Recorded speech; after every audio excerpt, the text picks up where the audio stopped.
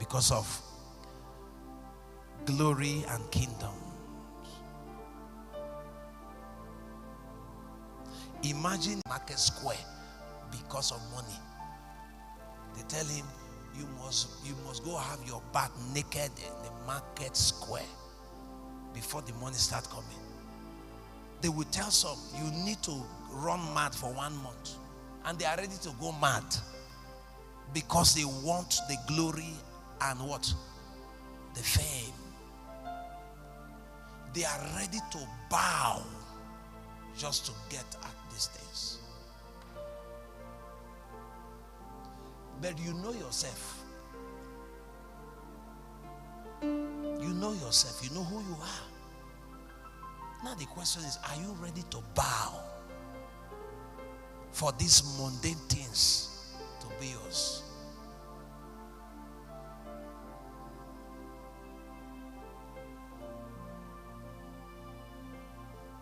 All in the name of prosperity. I want to belong. A lot of persons have left the faith. Satan came, is speaking to them, telling them, you need to bow. He came to the holy city, even to the temple.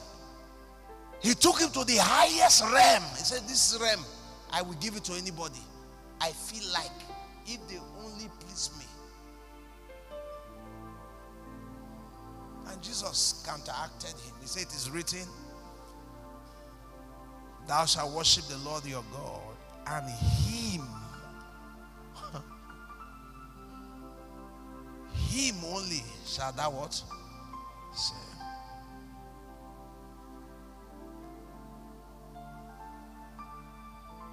Can we read the next verse?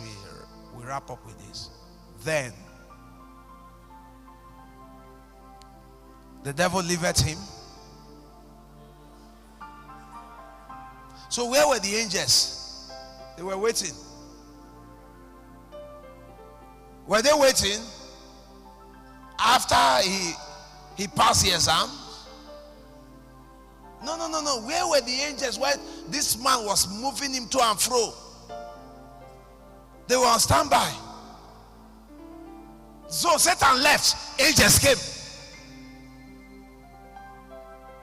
and ministered unto him. Other translation have it this way: Satan left him for a while, because what he came with, he has exhausted.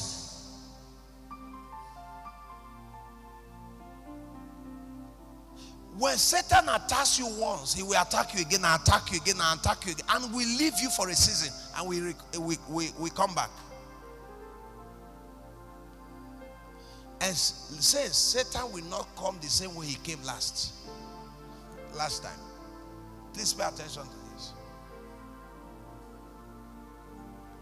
When he left him for a while, when he came again, he came through the Pharisees and the Sadducees. One day, some persons came. He said, you are using the spirit of Beelzebub to operate. You are not from God. Would that get you offended? No. I'm asking, will you be offended? No, you suppose not. If indeed you are in line with Jesus, you have a clean spirit, and somebody say you are using satanic power to operate, will you be angry? Say, how dare you? Okay, Father, I want to prove to them. You don't need that, because you know you are not fetish. I don't know if I'm communicating. Say you are using the spirit of Beelzebub. Satan entered Judas. New strategies. The crowd that followed him, they looked at him and said, you have a demon, and they left him. Satan was manipulating these things. The soldiers that flogged Jesus were the same people that dragged his garment. I want to carry his cloth. And they were the ones that flogged. But they wanted his raiment. For what? If Jesus was useless, why contend for it? Peter denied him. John, the one he loved most, fled when he was apprehended. These are the workings of Satan. And most times, naturally, you will get offended at humans and say, Lord, I'm so angry with you, angry with you. And the truth is, you don't know Satan is using him against you or using her. And we're not spiritually alert, sensitive.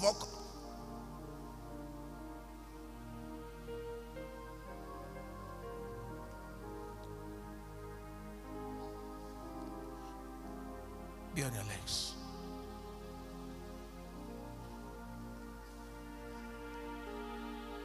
The question I want to ask someone listening to me right now: are you a child of God? Are you sure you are a child of God?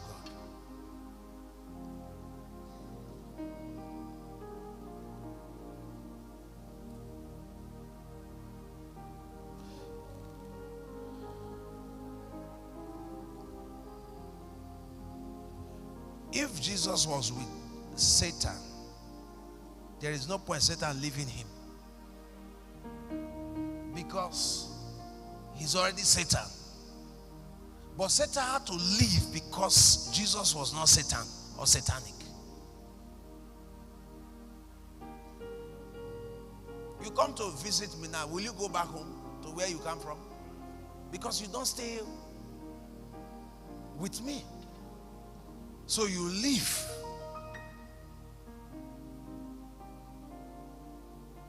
But if my house is your home, do you come and go? No. Listen to me, your life is not an abode for Satan. So he must leave.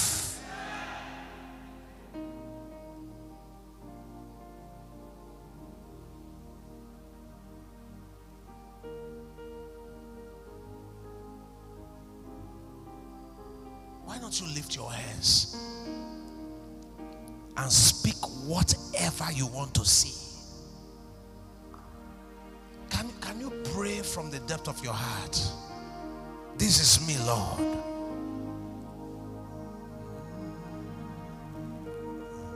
Draw me nearer, blessed Lord, to the cross where thou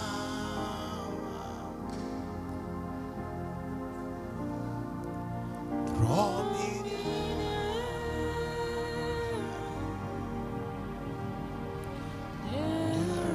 blessed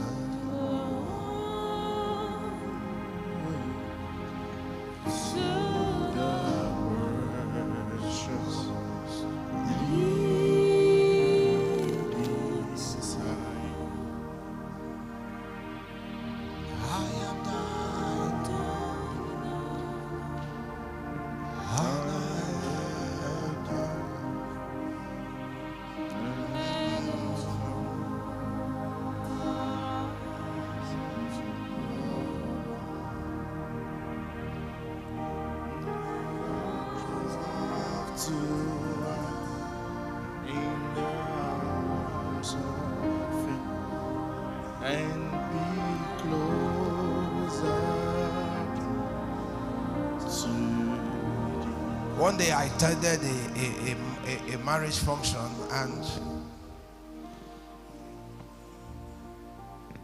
I wanted to go see the senior pastor where he was seated, and the protocols prevented me. I said, please, I want to, and they violently prevented me. And the people who were with me were very angry. I asked them to be calm. As a matter of fact, I was not well treated. And I stood where I was, and I later had access to the man. And he stood down and welcomed me honorably.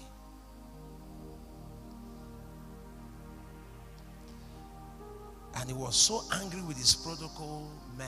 And I said, you don't need to be angry with them. Teach them the right way of approach.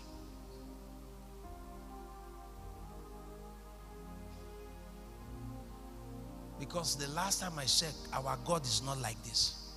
We all have access to God. Teach them how to, teach them manner.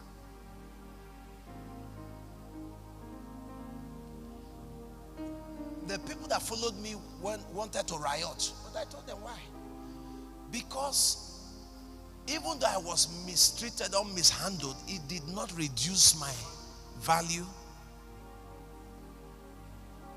or my personality.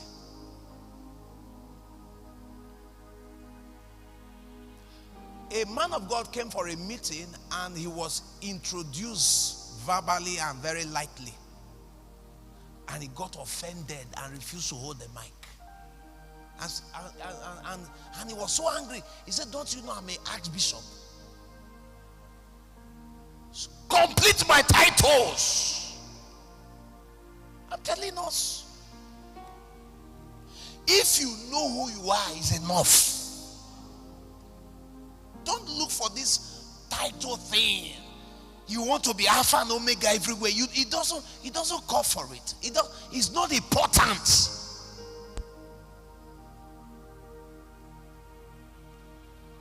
Because it's not going to add anything to you or to yourself. Stop looking for fame. Stop looking for glory and what? You don't need it.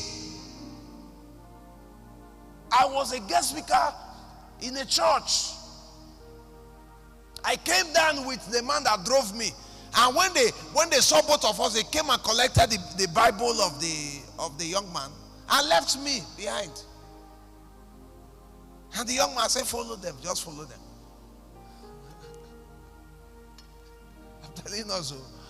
And he followed. They came and brought him and sat on the chair, and I sat behind him as his PA. And he turned my PA. I said, don't worry, stay there. That's what the protocols. It will not change me. I will still be the one to preach. So relax. So when the man came from his office and saw another man, he looked, he saw me behind. I said, what happened? I just say your protocols did the same. He asked me to come. I sat behind. And people started laughing.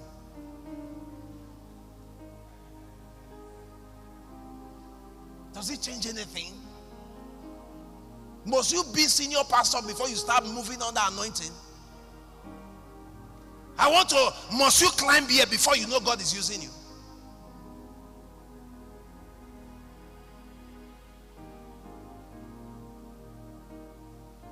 I was in a meeting, a guest speaker also. I came, as I was coming, the usher stopped me there and said, sit here. You know, some of these protocol men, like Philip, they are with Jesus, but they don't know Jesus. I have one of my write-up, people know hymns, but they don't know him. So some ushers are the ones scaring people away. They drive people from church with their anger. Just as an usher, if you now become head, lead pastor won't come. People just go to hell because of you. Little opposition, you are now, what kind of thing is that? You don't need it. And while I was coming, the ushers, I wanted to tell him, sir. He said, my friend, move. I'm telling us what happened. I wanted to give him a sign. Listen to me. People don't listen. And the whole crowd were, and I had to go there and sit. And where I was seated, I want to give him sign for him to know. He turned his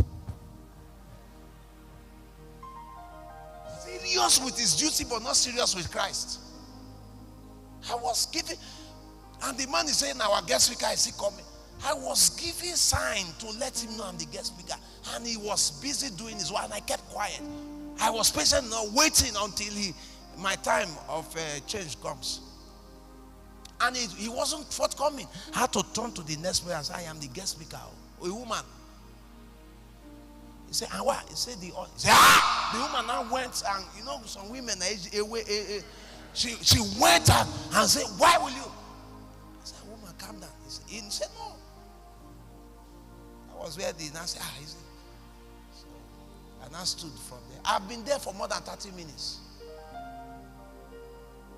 But do you know I can stand and say, hey, do you know me? I was patient. Little money God gave to you. You want to have protocols. A pastor met me the other day in the reception, and he came down. People were nearly dying. He went there. They say, you don't know Pastor? I said, I know him. I know him. You just came down from the jeep with Mopo and you think you are richer than me now because you have jeep and Mopo. Say, I know him. He gave me a very... When I started ministry, he was still somewhere in the village. And I said, no, don't bother. It didn't affect my bank account. Say, you know Pastor Henry? Say, I know him now. I know him. I said, Daddy, I walked away. And when I was on ministry in that church that day, people were coming to see me. The usher came also for counseling. And then they said, I said, you don't get up. I won't counsel you. You have pride. I said, no, I said, I won't talk to you. Go and unlearn and relearn.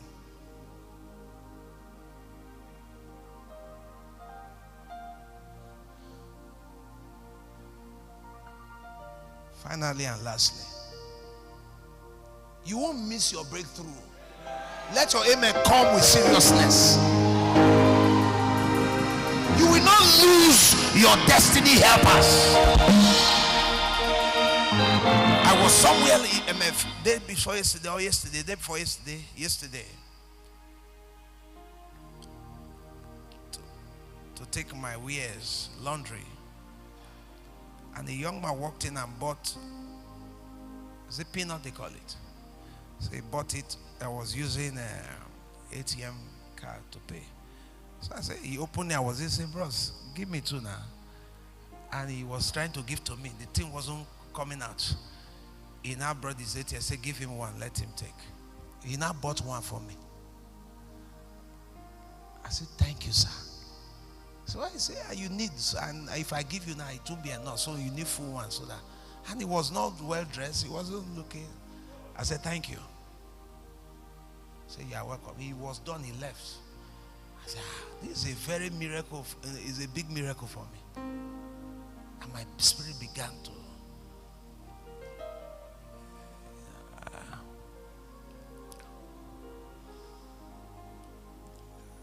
I said, no. Because I hardly see things like that. Somebody just came and gave me 1.5 peanut. That's a miracle.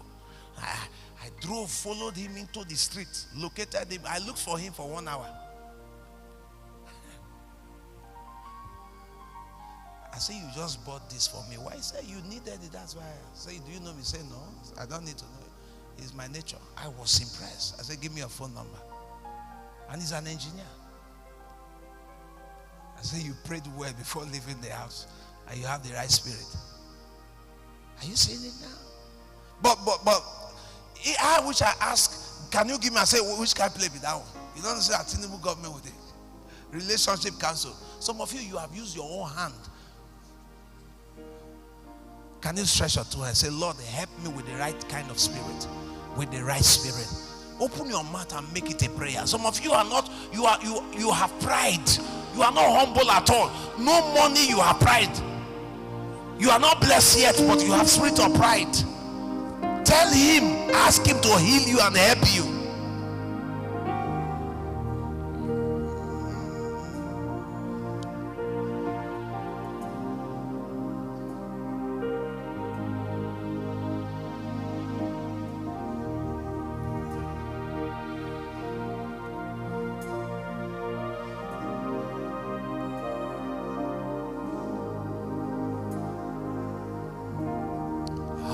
God's way to be my way as I journey through this world.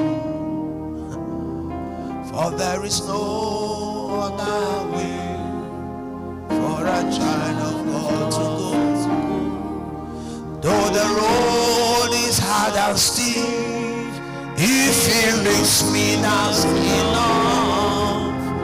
I want God's way to be my will. Listen, look at me and listen. Any day you feel you are anointed is the day you start dying. The day you feel you are a prayer warrior is the day you start sinking. The day you feel I have finally arrived, that's the beginning of your downfall. No matter your attainment, stay humble. You know nothing yet. You come before God and say, Lord, I'm a child. And indeed, what you confess is what you are before God. The day you start saying yourself, I am the lead pastor, I am you have failed already. You have failed.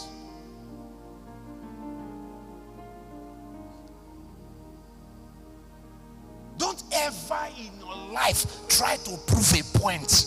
No. Do your job, don't prove a point.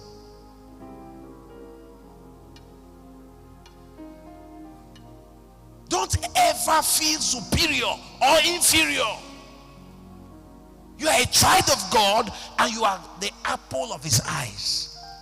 And you matter most before God and before his presence. If indeed you know for a surety that David will be the king of Israel, then leave the throne for him so that you can live long. Stop fighting grace.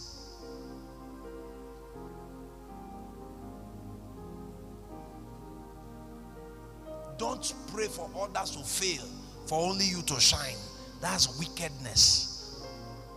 That's complete wickedness. Don't ever wish how do you call them? Is it chorus leaders or someone that's, if anybody sings better than you, support them to grow better.